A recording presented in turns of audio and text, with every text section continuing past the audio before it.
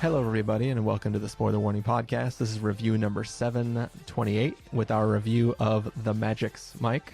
I'm Christopher Schnese. And I'm Stephen Miller. And if you're joining us for the first time, the Spoiler Warning Podcast is a weekly film review program. Each week in the show, we're going to dive in, debate, discuss, and argue over the latest films coming to a theater near you. This week, we're messing around a little bit. We had a review of the third Ant-Man film. We are here now to talk about the third Magic Mike film, but we also figured we'd do a little rewinding and do a little retrospective of the Magic Mike trilogy and kind of hit them each. You know, we'll try to take a small amount of time on the first two films just to get our thoughts, either watching or revisiting those before leading into our main review of Magic Mike's Last Dance. Steven, how excited are you to talk about this trio of films? Oh, I'm excited. I'm excited. I don't know which one of us pushed for this to be what we did, but all I can say is I had not seen any Magic Mike films before last week. Last week I also got sick, which delayed our ability to do any reviews, but it also meant I was quarantining, which means I spent my Valentine's Day alone watching Magic Mike, and that just felt perfect. It just felt right. You know, I was exactly where I was supposed to be. Yeah. It seems like the best way to watch these films. Yeah, we were talking about doing it, that around then. And when you got sick and we weren't doing it, I didn't go back and rewatch the original films. But then, you text me maybe Friday night, and I was like, or whatever. Or no, we had a holiday on Monday, so I was like, hey, are you better now? Were you gonna have a chance to get through Quantumania? And you were like, yeah, I also saw Last Dance. And I'm like, shit. So did you rewatch the other movies, or did you just catch up with XXL? So this is what I did. So I rewatched on because it must have been, so Sunday night, I think I watched Magic Mike. Then Monday morning, no, I forget the timing exactly, but basically what happened is I watched, in the evening, I watched Magic Mike. The next morning, I watched Magic Mike XXL. And literally, when it ended, I hopped in my car, drove to the theater, and bought the ticket from the parking lot, and then went in and grabbed my seat.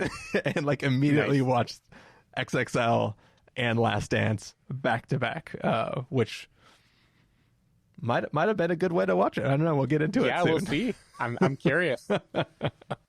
See, I spaced them out. I did a night of Magic Mike, a night of XXL. Then when I was finally healthy and allowed to go back to the movie theaters, I immediately booked myself Magic Mike's Last Dance. And it was a good feeling. Nice. I only wish there'd been a rowdy screening.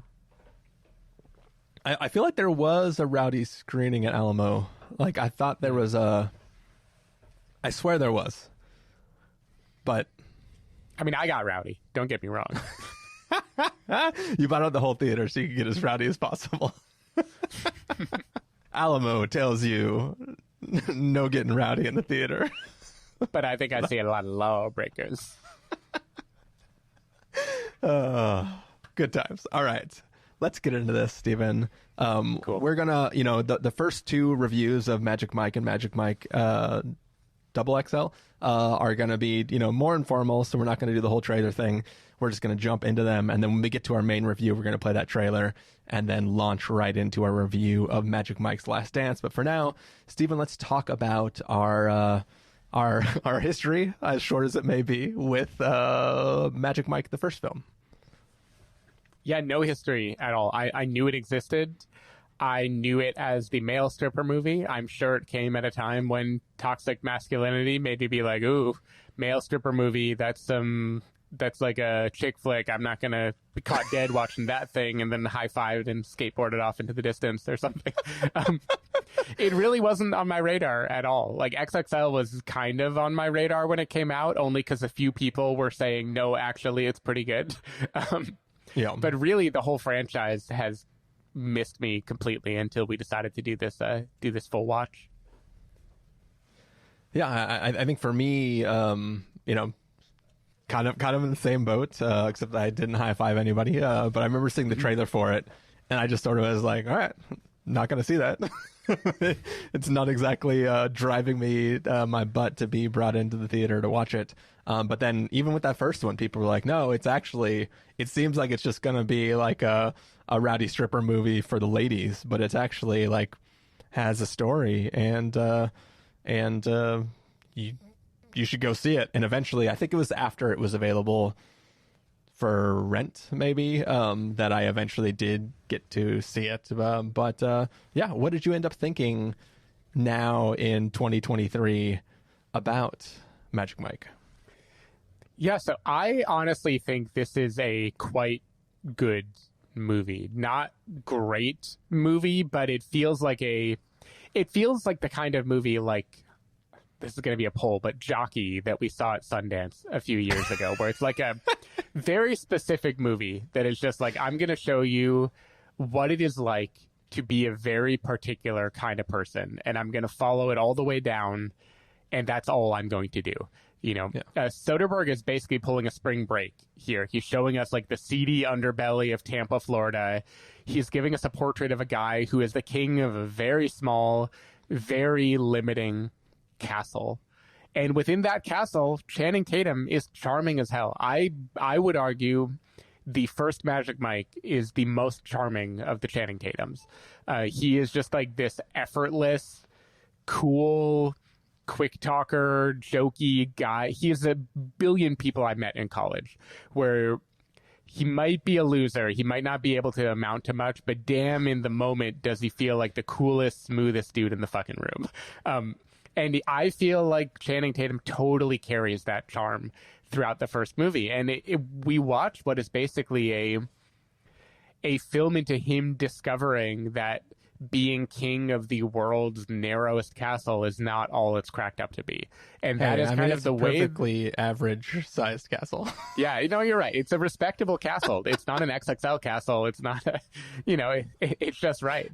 And he'll find his glass slipper, But I think as a drama that chooses to take on what at the time was an edgy subject matter of, male strippers, I think it succeeds pretty well. There are problems with it. I don't believe, we were kind of joking before about the actress who plays the love interest, feels too strong a word for this movie, but Cody Horn plays a character. We can call her sudden interest because the sudden interest. I don't think she is terrible on her own, but I think she is given absolutely nothing to do in the movie, and we just watch her flounder as a result.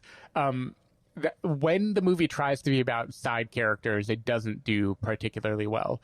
But I thought the descent of Magic Mike, like showing us his world, giving us the first hour of learning how amazing he is in it and bringing us into that environment, and then showing how it all falls apart, was actually really well done. I think the use of Gabriel Iglesias is pretty inspired, honestly, in this movie. I never would have thought, he would have a match here. Yeah. Matthew McConaughey is great. He is in the Soderbergh movie that I think Steven Soderbergh wanted to make before he realized what the franchise could be instead. Yeah, I liked it. I thought it was good. Riley Keough, I chuckled when I saw her. I truly think she is just like hanging out in the shittiest parties in Florida, waiting for a film crew to be there. Like, no matter what, she's going to be in the movie and she's going to kick ass. Yeah, I liked it. I liked the first Magic Mike as a completely different movie than the rest of the franchise. Yeah. Yeah, so, like I said already, I kind of not avoided it, but just made zero priorities to go see it when it was originally released, and enough people were like, no, you should actually go see it, that I went and saw it, and I was like, oh yeah, this is actually pretty good. Like, this is cool. I enjoy this movie. And maybe it was because at the time I was I was working for a company with zero benefits, not making a lot of money, and like those aspects of the character doing something that is not really what they want to do, like all that stuff really, really worked for me in that story. And it felt like it was not saying a lot, but it, like, I was like, oh wow, yeah, it's not just this, we're a bunch of strippers. It is literally the story of this guy who is like, this is what he does, but he wants to do other things, and he's trapped because of the world that he lives in and stuck doing this thing and can't really escape it. And all that stuff, like, felt at the moment I was like, oh yeah, there's a lot of meat on this story that isn't just the cheeks that are flapping in your face. Or the other kind of meat. Watching it today, all I see is like the flimsiness of the story. And I think that like there's a lot about this story that sort of doesn't really work for me now. I mean, what you have a scene where Channing Tatum is like, I got this whole business plan figured out. I have saved $13,000. Motherfucker. That apartment you live in probably costs $13,000 a month to live in. Oh, you got to look at real estate in Florida, my friend. Oh, yeah. Yeah. Well, I know it's a different world, but like he has a nice pad. Like it's like just the word woodwork in that apartment alone. He hasn't saved enough, basically. Yeah. He hasn't saved enough. And like, it also backing up, one thing that is really, really funny is before I started all the rewatches, Jamie asked me about the pictures, and I tried to recount to her the whole plot of the first film. I completely made up the ending. Did you do it sitting down, or did you start dancing at some point? Yeah. Did you have to turn on I had Pony? her sit in a chair first, and I'm like, well, let me tell you about the story of Magic Mike. But like I totally hallucinated like my memory of the ending of the film. Like there is a party that they go to strip at, and there is an exciting event party that happens there, and I hallucinated the fallout from that as being completely like in my head what I was remembering was that Magic Mike brings in the kid gets into this drug stuff, something goes wrong at a party related to drugs, and then the fallout from that ends up crashing his sort of career because like maybe they get in trouble because let's face it, if you go to a party, drugged anybody and anything bad happened and then you left a bunch of drugs there should be some bigger consequences. Like if you fight with the people and they find a backpack full of drugs, it'd be really easy for them to be like, hey, here's the number I called and got 2 strippers and they brought a fucking bag full of $10,000 worth of drugs into my it would be really easy for like them to get arrested or something. So like I just extrapolated a story that doesn't even happen in the actual film, and like when I got to it I was like, there's literally no consequences from what is actually a pretty crazy event that you went through that should have had ramifications. There's like a bunch of things in the story that I kind of like the financial crisis. Consequences, but they're just financial consequences, not but they're financial consequences, but there's no like outside of somebody flipping over a couch and saying, yo man, it wasn't 100 pills. It was a whole pack, which doesn't really define a number. You know what I mean? Like it just felt like the story was very, very flimsy, and the fact that like the climax of the film or the final act of the film literally is a change that happens in the last literally 2 minutes of the film, and the fact that this character that wants nothing to fucking do with him the entire movie because he pays off this $10,000 debt goes, there's one problem, baby. The breakfast place doesn't open for 7 hours. Can you think of anything we can do for 7 hours? Like, I was like, no, this is not how any of this resolves. This is fucking stupid. And I couldn't, I don't know. There was so much stuff of rewatching this film that I was like, and I think it's because I went in expecting this great story that drew me in the first time, and what I got was like, oh, this is the story that drew me in the first. This is a half thought out story, and none of it makes sense. And it kind of just it made me not look at the things that could have been cool about it and just go like, oh, why did I like this back then so many years ago? And that's kind of where that first film led me. Interesting. Yeah, I won't argue that point because I do think this is a not light in terms of tone or emotion movie, but in terms of like mental footprint, this is definitely like on the lighter side of Soderbergh movies. But I feel like the pivot from this world is luxurious and freeing and I'm making money and doing what I want to do and getting all the girls to this world is a prison, and the way we see Mike dancing in the first half versus the way we're meant to feel when Dallas is dancing toward the end, I feel like the movie does show the rise and fall. And then that ending, I see it as, yeah, this guy would jump ship and move on to the nearest shiny object, and it would be just as flimsy and light and not well thought out as this movie. So I felt like this movie was like an ode to a kind of personality, and I felt like it was pretty continuous in how it tracked his personality. So I think too, the other thing that weirds me out is the Magic Mike is obviously the main character of the story, but the kid is so central, and it focuses on his sort of trajectory. Like Magic Mike, so this is basically like Great Gatsby sort of situation, right? Except for Magic Mike is Gatsby, right? And like this is the kind of thing that we're watching, is this person who gets sucked into this world, is amazed by it. The problem is the kid is a fucking skis bag, and like he is basically like, oh, you mean I can just walk up and grind on anybody I want and they'll fuck me at the end of the night? This is great. I love this. This is like, you should be my best friend. And it's really, it's not this like, yeah, let's all be sexy and like hoot and holler. It's really kind of about a dude who is like, you know, he lost his full ride scholarship because he punched his coach because they didn't get along with him. He's sleeping on his sister's couch, and he just realizes that like, oh, I can literally not work or apply myself. I can barely shake my hips, take off my shirt, and then fuck whatever girl I see in front of me. It like struck me as like a weird message to, like, if that movie came out today, it'd be like, it would basically be training like high school guys to go try to like do bad stuff, right? Yeah. It feels like that first film is trying to sell stripping as this awesome thing because you can just fuck whoever you want, and not a means to making a living the way that Magic Mike is trying to make it be, but seems like a way for like a college kid who just wants to get laid to get paid to fuck. And that sort of weirded me out a little bit too when I was watching this film. It seemed less like a celebration of the male body and more like a, you can fuck whoever you want if you just like shake your hips a little bit on a stage first. And we should jump to the second movie because I think the contrast is part of what's so interesting here. Yeah, I definitely think the first movie is not a celebration of the male body at all, but I also don't think it is a glamorization of the stripping lifestyle. I think the kid is a skis bag and is meant to be seen as a skis bag, and this is the story of Gatsby learning that this highfalutin lifestyle he surrounded himself with is terrible and wanting out, which we'll get into.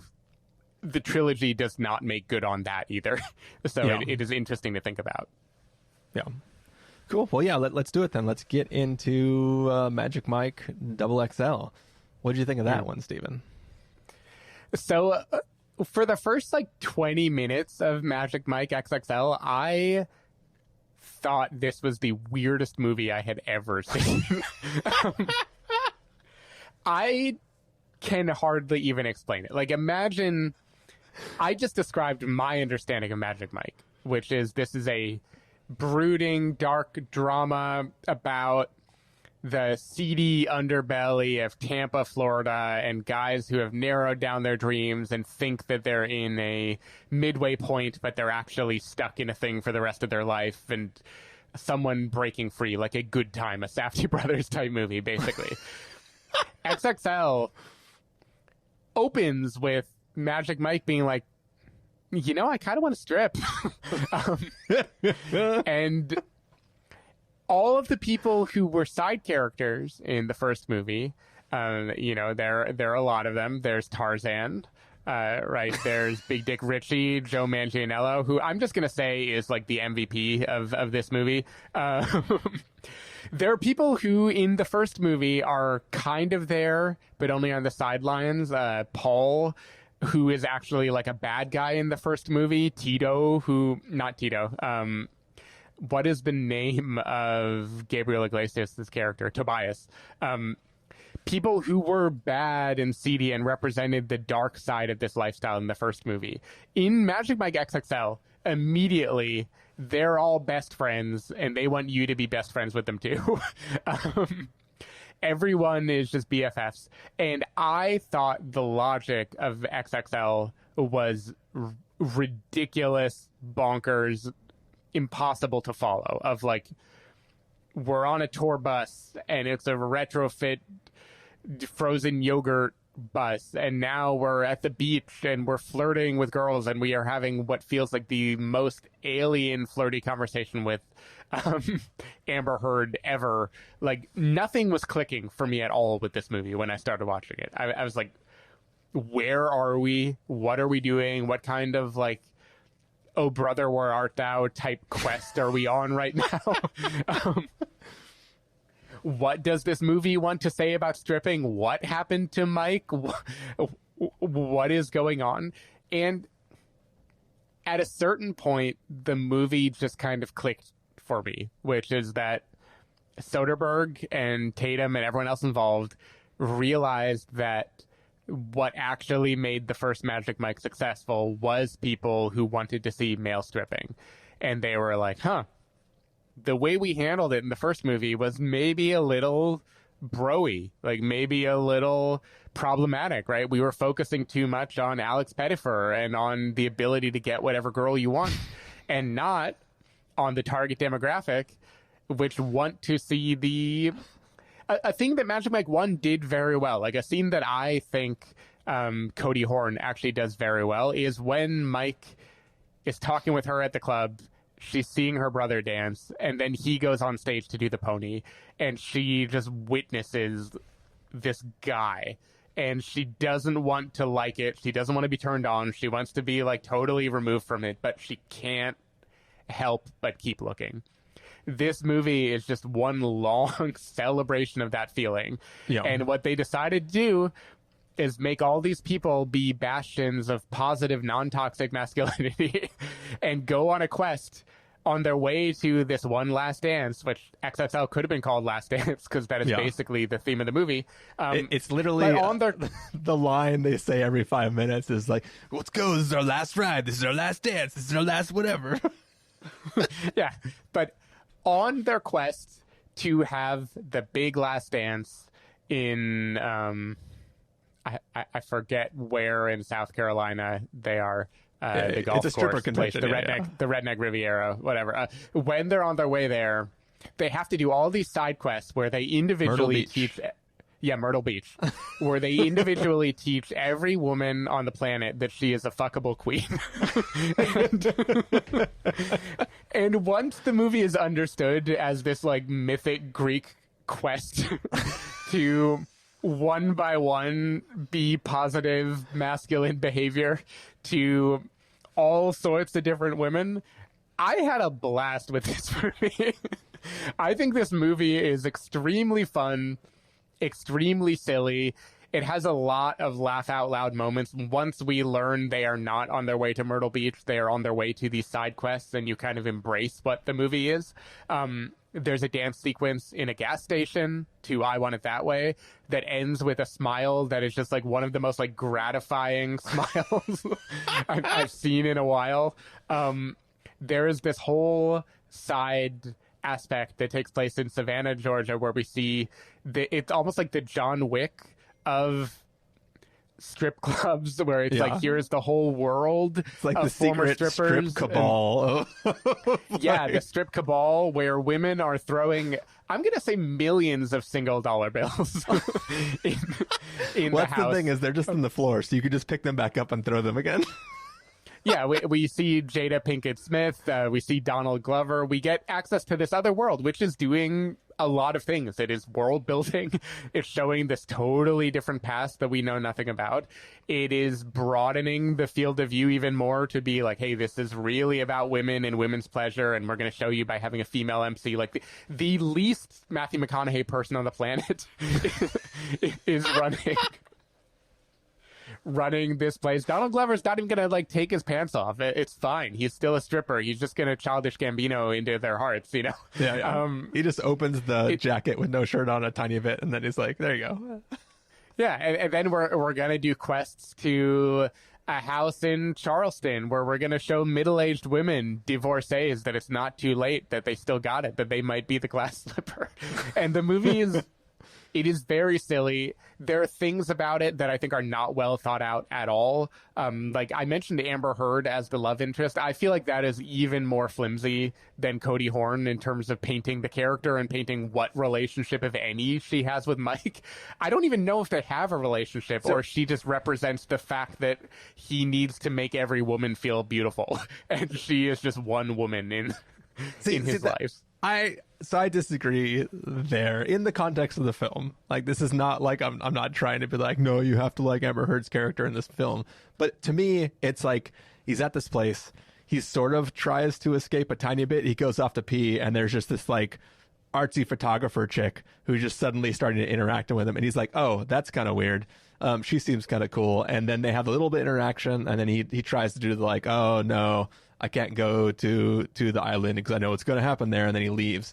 But it's the fact that he encounters her again that is sort of like so now here's my chance to like it's still in that mindset of not like the conquering this challenge, but it's like it's somebody piqued my interest, but now they're gone. There's this fleeting thought, and now there's just this second chance encounter where it's like, what are the chances she would be here? All right, like I bought their chemistry in a way that I never bought his chemistry with the first girl in the first film, especially given the lifestyle that he lives, where he's like, not only does he have his pick of everybody, but the one chick that he chance encountered just now is like not even into him. They at least had chemistry in their interaction. Like the weird photography chick on the beach, I at least buy a mild interest. The sister who doesn't believe in my lifestyle was a little bit like of a stretch at the beginning. That's interesting. I felt the complete opposite, but it could have just been the level of sickness I was between the two movies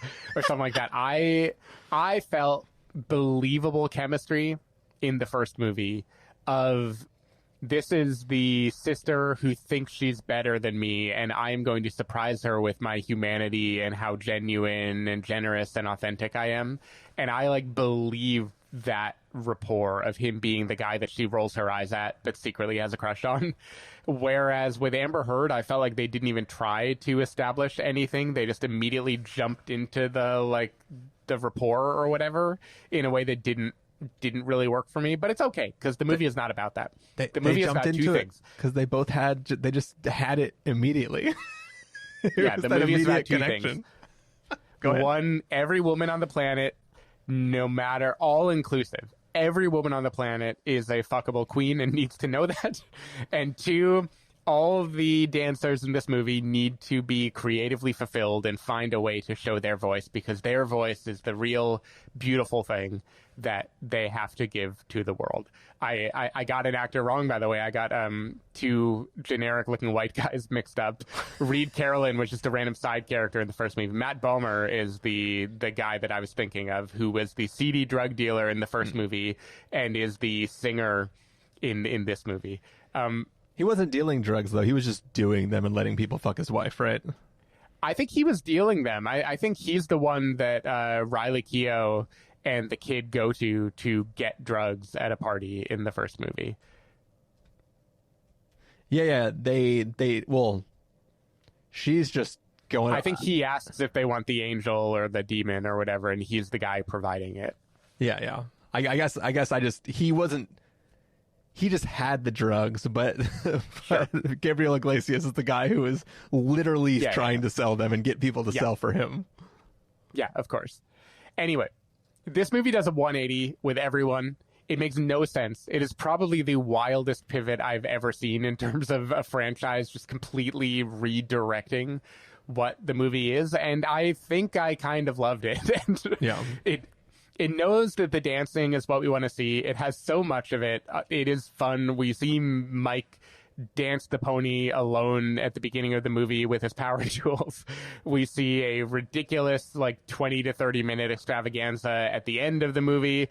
Everything is celebratory. Everything is very silly. Everything is fun and affirming. And I had a great time. Yeah. So I think that, as I already said, I originally didn't watch the first Magic Mike because I assumed it was going to be what turns out what the second one was, and that would have been much better in the first place. It loses all the stuff that I don't like about the first one. So first of all, Matthew McConaughey didn't want to be in the second one for sure. He was like, no, I'm too big for this shit.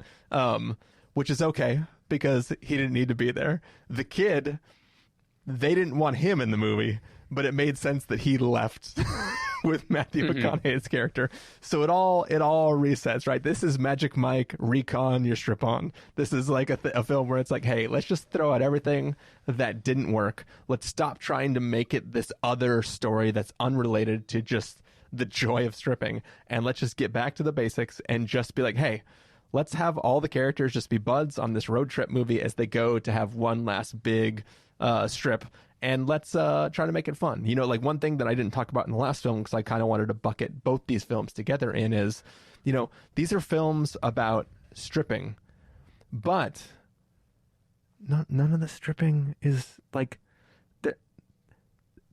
they didn't get dancers who could act. They got actors and tried to get them to strip.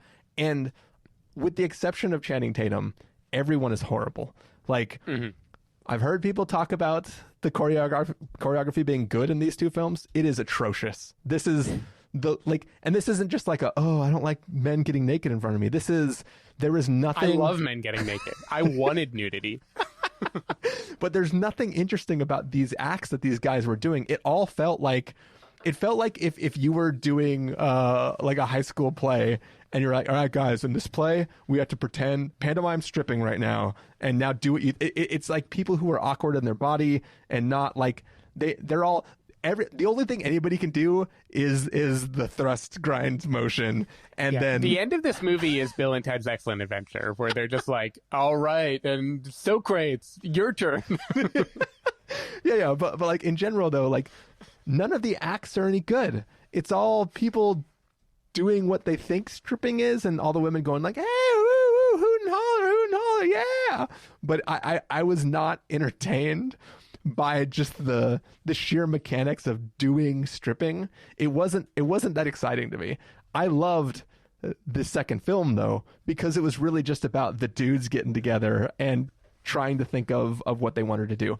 You know, like the yada yada yada over the actual learning of the new routines, which is fine because we're really just watching a story of these dudes hanging out, going to these other strip joints and strip compounds to go do their own stuff, and all of that was great. I loved it. When they get to the actual strip, the Myrtle Beach stripping emporium, like I really like the idea of this big convention where everybody's going to do these routines. I don't even think there's no award for best in show or anything like that. It's just like the fact that everybody loved celebration. Yeah, it's just for them.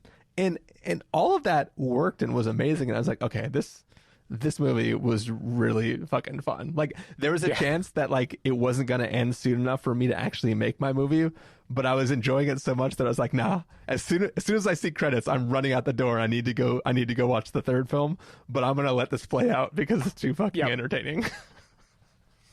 Yeah, I agree with you. On the dancing side, it's interesting because I certainly think in this movie, Channing Tatum and Steven Twitch Boss, who is the mirror of him in the final. The mirror thing is the one exception. I will say that. Yeah, they're both incredible dancers. Yeah, that is a fantastic set. I also think Joe Manganiello, I don't believe he is a skilled dancer, but his performance, I buy that it would be beloved by the audience because of what he brings to the table. There are people I don't buy at all, like Tarzan. If I'm Tarzan, I'm pissed off at like the 3 days I drove so I could do my like 45 seconds on stage or whatever they give him in the end. You know, there are things that they definitely don't do well. But the thing is, and again, I am a straight man. I'm not an expert here. I think what these movies are trying to hammer home, especially the second movie, is that there is more to charisma and charm and beauty and being captivated on stage than show me the sexiest thing you can do. Like the idea that your true colors, it's Trolls 2, right? Like your inner voice is the beautiful thing. Or is it Trolls 1 that had true colors? I don't even remember. Yeah, I don't remember either. Yeah, they blur together. Maybe our last mega review. No, we did the Conjuring series also. Yeah. But anyway, there's something where even the people whose acts were not visually impressive, there's this idea that if they are their authentic selves, the audience is going to love them. And I just find that like such a warm, celebratory thing. This is the movie that a rowdy screening would have been so much fun, and I'm sure it existed at the time, but I was too I don't know, I was too much in my masculine prison to enjoy it. Yeah. Well, so you were more positive on the first one. I was, now in modern day, less positive on that one. We both loved the second one. Yeah. Are you ready, Steven, to transition on into our last dance? I'm ready. I'm ready for our last dance. All right, we're going to take a listen to the trailer for Magic Mike's Last Dance and then come back and give you all what you've been waiting for. Our last review of this trilogy.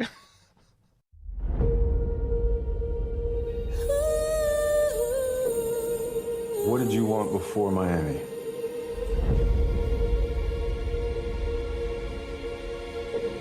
I just wanted to escape my life. I need you. Do you like bartending? It's not really what I do. What is it that you really do? Beside me. But then To guide me. you came along and gave me this unexpected, magical moment that made me remember who I really was. 'Cause when I'm bad, I'm so bad. Come with me to London. Let's go.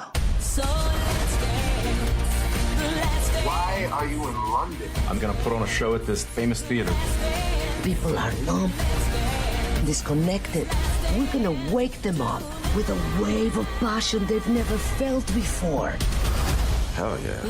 Without further ado, I give you the visionary artist, Magic Mike. So, The real question is, why do you love her? no one's believed in me like your mom has. So what's this show about? It's the same old, will she marry for love or money? So what does she pick? Love or money? The real question is, why does she feel like she has to choose? It sounds to me she just needs to let go. And some good. Maybe that as well. So let's dance. You're not shutting me down, not this time. You're so good at this. I'm not gonna just let us give up on it. I want every woman that walks into this theater to feel that a woman can have whatever she wants, whenever she wants. This last dance.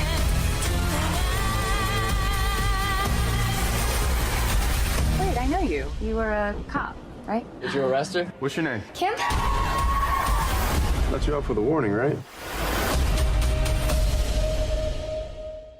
All right, so that was the trailer for Magic Mike's Last Dance. Essentially, we catch in with our hero, Channing Tatum's character, Magic Mike, and his business hasn't been doing so well. He is working as a bartender now, and he encounters this rich woman who whisks him off to London and asks him to put on the greatest show that a woman could ever want at an old historic theater. Steven Miller, what did you think of Magic Mike's Last Dance? So I was pumped for this movie. I was Penis pumped? Oh yeah, I was ready. I pumped appropriately before the film, just so I didn't embarrass myself if I was called upon to dance on stage. I was still on the high from Magic Mike XXL, and I was like, the franchise has decided what it wants to be, and what it wants to be is ridiculous and wonderful. Can't wait to see what it does now that it has been validated that ridiculous, wonderful thing is in fact pleasing fans. And I found this movie perplexing. To me, this movie, every decision they make makes sense to me if XXL hadn't happened. For instance, you mentioned they decided to pick actors and show them how to dance in Magic Mike and Magic Mike XXL. Channing Tatum is the only of the main cast, the only really skilled dancer that they have. Yeah. Which means the dance, when it isn't Channing Tatum in those movies, is not really that compelling. Good. Yeah. In this movie, it feels like they course corrected and were like, you know what?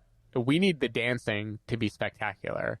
How are we going to find a plot device that lets us hire a bunch of real dancers and make the real dancers do the performance and just jettison all the other people in the movie? And that would make sense in a world where we weren't in love with the chemistry of all the guys from the second movie, and we weren't looking for that kind of warm, bonding, positive outlook. Instead, they really put all their chips in on dancers. It is clear they were inspired by the actual Magic Mike live touring show that was created, and they were like, how can we capture this and make it into a movie? And my problem with that is, if you're going to put all your chips in the dancers, the movie had better be 80% the big performance. If you put all your chips in the Dale. Exactly. If you put all your thunder down under, I want to see Down Under. I want the movie to take place in that spot. And I think this movie is probably 25% dancing. I don't know, 20% dancing. They put a lot in on this big performance that is going to happen. They take Mike out of America, away from all his friends, except for one choppy Zoom call, to this brand new place with a brand new cast of people that I have not been taught to care about at all. So we can watch him orchestrate this killer show. And when we finally get to see the show, spoilers, The Last Dance does indeed happen, despite hiccups. It's great. The dancing is wonderful. There is a dance here, a reprise of Pony with a ballerina set in water that is probably the best dancing in any of these three movies. It is riveting. Yeah, okay, definitely. I think Channing is always good at dancing in all of these movies. He has this kind of upper body strength that is very impressive when he's doing certain moves. But yeah, I mean, the dancing in that scene is incredible. And in general, when the movie decides to be a celebration of dance and the art form, it does a really good job of it. But then there's this other 75% of the movie that is drama with Salma Hayek, who is great. I love her as a screen presence. She's someone who has a totally different energy. Unlike the love interests in the first and second movie are both kind of blank slates that can have Magic Mike's awesomeness projected onto them. She is pushing and fighting back and kind of making the movie her own. But there's this whole drama about her divorce, her life, what she wants to do with the play that she's putting on that did not work for me at all, because the stakes of this movie do not exist. I have not been taught that it is a good idea for them to put on the show. I certainly haven't been taught why it has to happen the way it is happening. There is family drama. There's a precocious daughter involved. There is a stiff upper lip butler or assistant involved, where hypothetically I liked it. Those story beats. I totally get the movie that I would chuckle and enjoy them, but the movie doesn't care about them at all. It's just it fills time with this drama and this vague romance and this idea of putting on a show as if there were stakes involved, as if there were any question that the movie is going to end with a shitload of dancing. And I just think they kind of phoned it in. I don't know. I didn't get the same joy. Certainly not the joy I got from XXL, where it felt like they were just tapping into the essence of what they wanted. The highs of this movie are maybe the highest of any of them, if the high is defined as dancing. But otherwise, I thought this movie was kind of a mess. So I don't know. I feel like it was not a great end to the trilogy. It really felt like they wanted to cash in, and they couldn't decide if they wanted to go all in on dancing or all in on story, and instead they kind of split the difference, and it made it less compelling than certainly XXL, but I think even the original Magic Mike was more compelling to me, because that went all in on story in a way that I found consistent, even if I know you had some problems with it. Yeah, so I think, you talk about course correcting, and I think that all of these films in this trilogy are doing their own thing, and they're all sort of in conversation with the films that come before that, and they can only correct or change in so many ways. And I think that, like, with each film that comes out, it is fixing a lot of the problems I had with the previous film, right? They're not always doing it in the same direction or doing the same thing, but they are all my barometer. They are all on some level improvements over what the previous film did. It doesn't mean on the whole they achieve the same feeling and stuff, but they are doing something that makes me go like, thank you, finally X happened, right? That's sort of what it's doing. I am 100% aware that this film is currently sitting at a sweet 50% on Rotten Tomatoes. I had a lot of fun with this film. I'm glad. I genuinely really, really, really like this movie. I'm not saying it's good, but what it does is, once again, it's all about jettisoning stuff from the story, right? Like, it's like, okay, so what are some of the problems we've had? Obviously, all right, let me put all my cards on the table. I'm somebody who loves, like, the step-up films, right? I really, really like very well choreographed, especially ensemble dance stuff, which is funny because every single movie that has interpretive dance, I go, I fucking hate interpretive dance. Like, I never get it. It feels like a bunch of people acting silly. Never works. It's one of the things that bugged me about what was the festival film that Slow. It was one of the things in Slow where I was like, I get that it's a sexual thing to participate with another person, but you also look like an idiot. It's just like, I'm gonna turn you around on Madeline's Madeline someday. Oh man, don't get me started on Madeline's Madeline. I only want to get started on Channing's Tatum, but but like, this film does the thing that I wanted all along. Fucking just get people who can dance to dance. Thank you, God.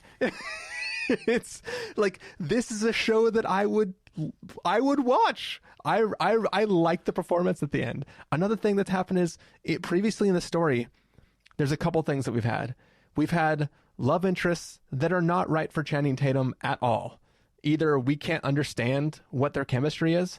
Some fucking genius was like, hey, what if we took two people who can have chemistry with the dictionary? Just them alone have the ability to have chemistry with anybody you put in front of them. And what if you just slam them together, where they both have all the chemistry either of them needs, and now there's too much chemistry, right? Like, they did that to solve the problem. Like, Salma Hayek doesn't need anybody specific to play off. She can cause all the chemistry that needs to happen. Channing Tatum, fucking charismatic dude who looks great, right? That he can hold all the weight of the chemistry, and the fact that they can just play off each other in such a heavy way, it just 100% works for me. What I really, really love about what this film does for the character of Magic Mike is, Magic Mike has been falling for these people constantly in these stories, but none of them actually approve over what his lifestyle is. They will take the benefit of the lifestyle momentarily. They will enjoy it when it happens in front of them, but they also, not even secretly, disapprove of what his life is like and don't believe that he can be like, he's not the marriage material. He's the one night stand, right? Like, that's the sort of situation that most of the people he interacts with have. And all he's wanted to do is have his own business where his artistic value in whatever he's trying to put his work into is appreciated by somebody, and he can make a living at it. And here's somebody who actually appreciates him for just who he is and the talent that he brings to whatever it is that he's working on. So there's that. Like, that, I love that arc for him in this story. We have talked a little bit on the flip-floppy nature of the first film is about, stripping lets you fuck. This is going to be great. The second film is every woman is a queen, right? But it's still also, the dances are a little bit silly, and like, no matter what's happening, if the guy's shooting a water bottle and pretending to jizz all over all the women, they're like, yeah, take my dollars, right? That opening dance scene, the private dance is like, all right, I get what both of these people are getting out of this. Right. And it works, right? Like, this is the first time where I'm getting it too. yeah, I'm getting it too. Oh, glad I'm in this room, this row alone right now. But it's like for the first time, I'm like, all right, this is sexy as fuck. And it's not, it's both sides are getting, it's immediately apparent what both people value over this interaction, right? It's not a one-sided thing. It's not either side ogling the other. It's like this. It is the first dance of this film. You know what I mean?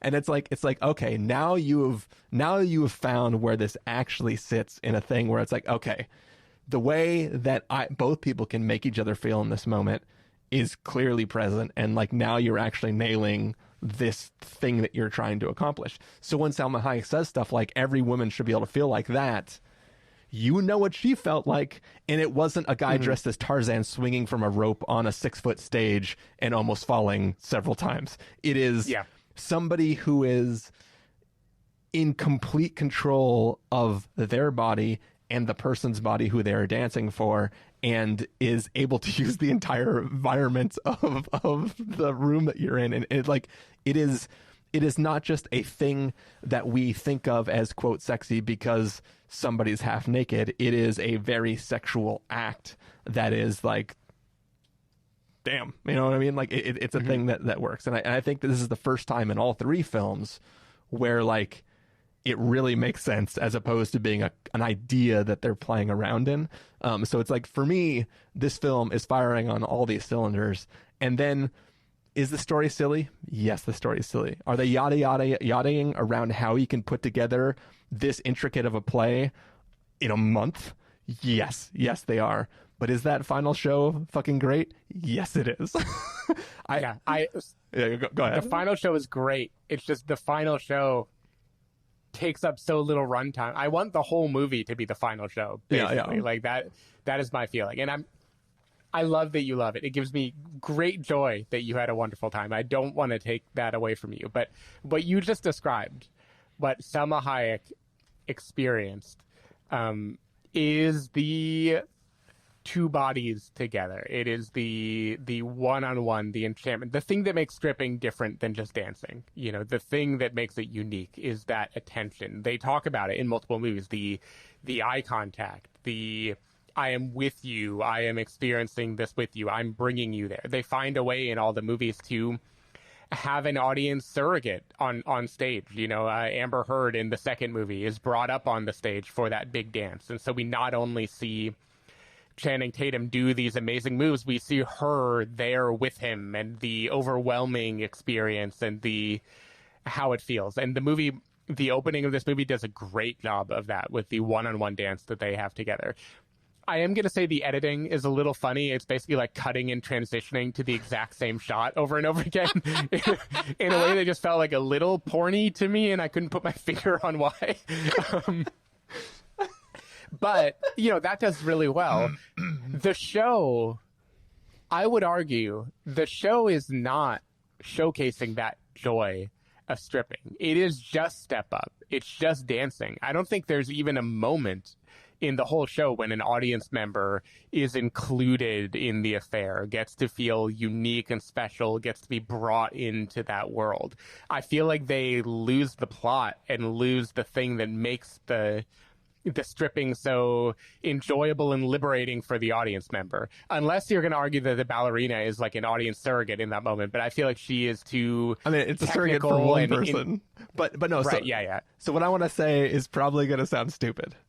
But the whole theme that they've been going with the last two films is that it's like literally a line of dialogue from Matthew McConaughey in the first film, that for those 3 minutes or whatever it is you're doing your routine, you are that guy she knew in college that she could have gone home with but didn't. You are the whatever. You are this fantasy. You are this fantasy, right? When Salma Hayek's show, as like put on by Channing Tatum, is going through, it is elevating it out of the stripping and becoming just the metaphor of what those people mean. Like they are literally becoming the person, not just a naked body that you are using as a stand-in for that thing. So it's like it's to use a food analogy, it's a deconstructed strip, right? It's like, and I think that like it's what like a lot of it is it has to be said and not just shown, right? But it's like that it's all the character, all the stuff spoken through the magic mic that is the taking the what the male person is supposed to represent and making them the actual person that it's supposed to represent. And then they're also getting slightly less clothed, right? Like it's less about being fully porny and being just like, let's actually talk about the idea of what if instead of a bunch of naked men are all these guys, what if we're pretending who the guy is himself? And it's like it's abstracting away from the nudity and going into the let's make them a full-fledged person in this context. And also let's do some awesome dancing. Yeah, I hear that. I think it is doing a lot more talking and a lot less showing for that stuff, and that is what feels a little cringy to me when I watched this movie. Is it felt like the second movie, I mentioned tapping into the fact that this was an empowering movie, showing every woman she was beautiful and wonderful and deserved special attention. That movie, the reason it took me a little bit to tap into it is the movie just does it. The movie just, it goes one by one by one by one of like, we're going to find the woman working the cash register and we are going to find a way to make her laugh. We are going to find the moms at this place and we are going to find a way to make them feel special. To be fair, Steven, in all of those cases, they are saying, let's go do this right now. Or a woman is holding a mic saying, ladies, y'all my queens, we're about to do this right now, right? It's they are also I guess all I'll say is Jada Pinkett Smith is much better at verbalizing that than the woman who is the MC in this movie. In this movie, it kind of felt like they decided, let's have characters announce that this is about liberation and making women feel special. And it rang a little bit more hollow to me. And, you say like, it is a deconstructed strip, it is about the joy of the act and movement and what it means to the audience, and they are trying to elevate it. But by far the best part of this movie is the water pony dance, which is much more of a strip. It's scantily clad. It reminds me of I don't know if you've ever seen Cirque du Soleil in any of your like Vegas trips before. But their like more adult one is called Zumanity, and the kind of highlight of that is two women who are like swimming and dancing in a fishbowl together, and this had that kind of like interesting blending of like dance and erotica in a way that I thought was so good. And like that is what makes stripping special and unique, and I feel like the movie just could have had more. For all the amazing dancers they picked in the movie, they don't give any of the amazing dancers sexy things to do, basically. They leave that only for Channing, and I think, I don't know, I could have used more sexy. In a world where I'm assuming, because you haven't talked about it yet, you also don't care about Zadie and the butler and the family dynamic and the weird framing device of this being a narrated story that is being told to us. And I don't whatever like the hell they're trying to do with that. I don't like her college essay or high school essay or however old she's supposed to be. Must be high school because he keeps covering her eyes during the stripping. Yeah. I hated the voiceover and all that narrative framing. I love the butler. Okay.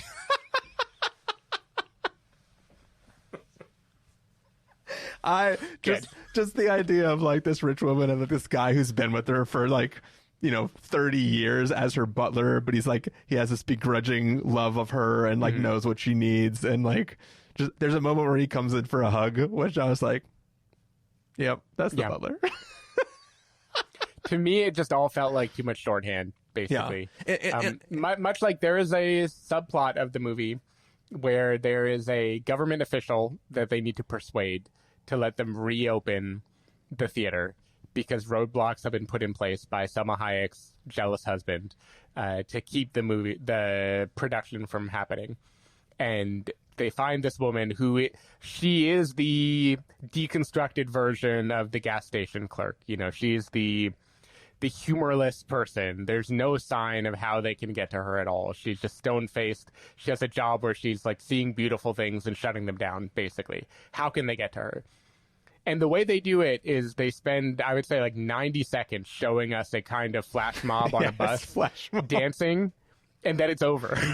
Yeah. And the whole movie kind of felt like that to me, where they just felt like, we will just give you the general gist of what we're going to do, and then not bother even finishing because we know you know what kind of movie this is. Yeah. And I don't know, those kind of accumulated into me not being as into this movie. What's funny is that one of the Step Up movies starts with basically that scene but on a subway, and everybody thinks they're terrorists.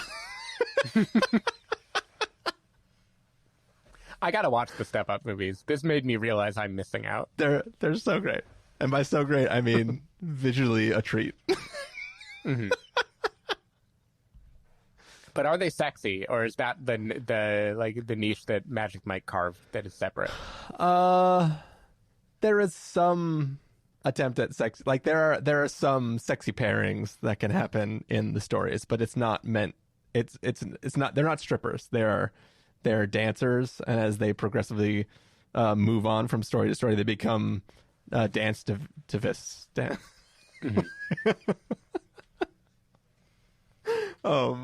But yeah, to a point, you talked about like the difference between like the characters saying stuff and then doing it in the previous films and saying it and doing it in this film. There is, because the narrative framing is this is a play, it is kind of like, I accept it a little bit more because it's on purpose. It's a little bit cheesy. Like they're literally trying to flip the script on a long running play at this historic theater. So the fact that it's like they're more over the top cheesily saying what they want to do and saying their themes, because that is the narrative they have created, which is this character breaking out of her script in the sense of the story they're trying to do. So I think for me, it didn't bug me, but I also wouldn't disagree that it is happening. I don't want to ruin it for you. I'm happy you had a good time. All I'll say is in my screening, which wasn't full, it was a small theater, it didn't really feel like there were multiple groups of like older women who had clearly gotten together to watch this movie. After the first dance, the private dance, which is amazing, I didn't hear a lot of hoot and hollering, and that just made me feel bad. That made me feel sad. Yeah. It's definitely not a hoot and hollery film. The characters start to hoot and holler towards the end, but I think that the problem is that the visual spectacle is so like actually jaw-droppingly good, especially like in that rain sequence and stuff like that it's like you are overriding the hoot and hollerness with like the, oh wow, this is amazing. Like that the way that scene is choreographed is so amazing. Like the rain is so good. It's really good. So okay, the final question is, are you and I going to have to go to Vegas now and watch Magic Mike live? Because clearly that's what we both want. Is it a like a permanent fixture there, or is it like a touring thing that is going to be gone eventually? I assume it is a permanent fixture, but I haven't really looked into it. All I know is Channing Tatum kind of came up with it and directed it, and I think it is staying in Vegas for a long period of time. Gotcha. The question is, how good is the choreography? Only one way to find out. And is there rain? We can make it rain. Okay, cool. Any last thoughts before we get to verdict, Steven? No, I think I'm ready. All right, let's do it then. Steven, if you're going to give it, say must see, recommend with the caveat, wait for rental, pass with the caveat, or a must avoid, what would you give it? All right, I'm going to rate all of them. Magic Mike original, I'm going recommend with a caveat. I think it is interesting. I think the world it builds is compelling. The dancing is still really good, and it has that kind of joy of discovery. Like, when the dancing is good, you're like, whoa, where did that come from? XXL, I'm going must see. I think XXL is a boatload of fun. It fully embraces what it wants to be. It is silly and heartwarming and just a joy to watch. Last Dance, I'm going down to Wait for Rental. It didn't do it for me. Even though I think the dancing is the best of any of the movies, it just the connective tissue made it so the dancing didn't feel like I was discovering something wonderful. It was like I was on YouTube looking for the best dancer.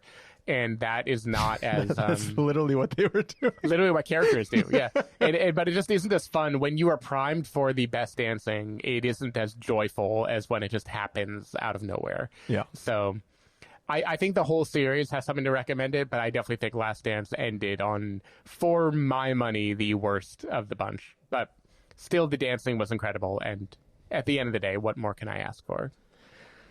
Yeah, if you're going to make me rate them all, then you're going to get a weird rating given the way I've talked this film up. But basically, for me, Magic Mike, Wait for Rental.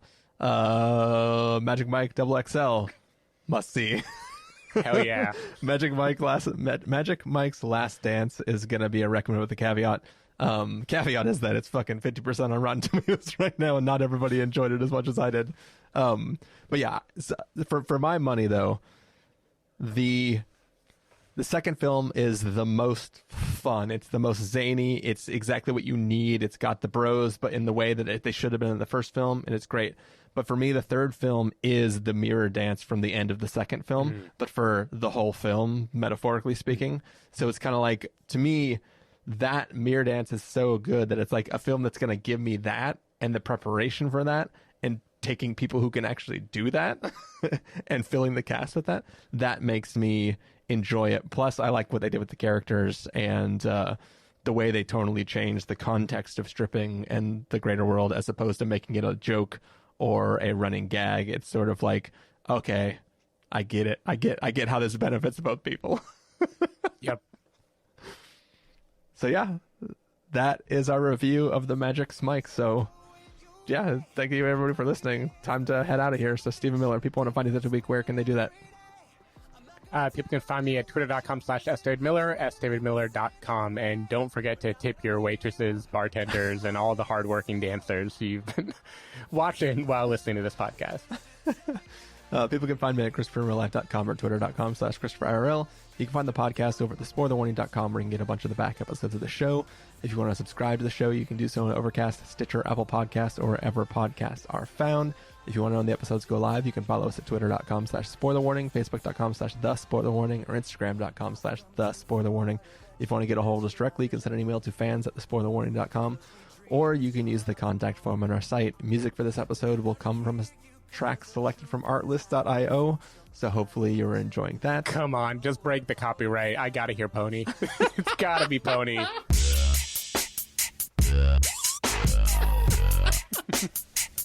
Yeah, if we just do the sounds, it won't trip the copyright thing, right?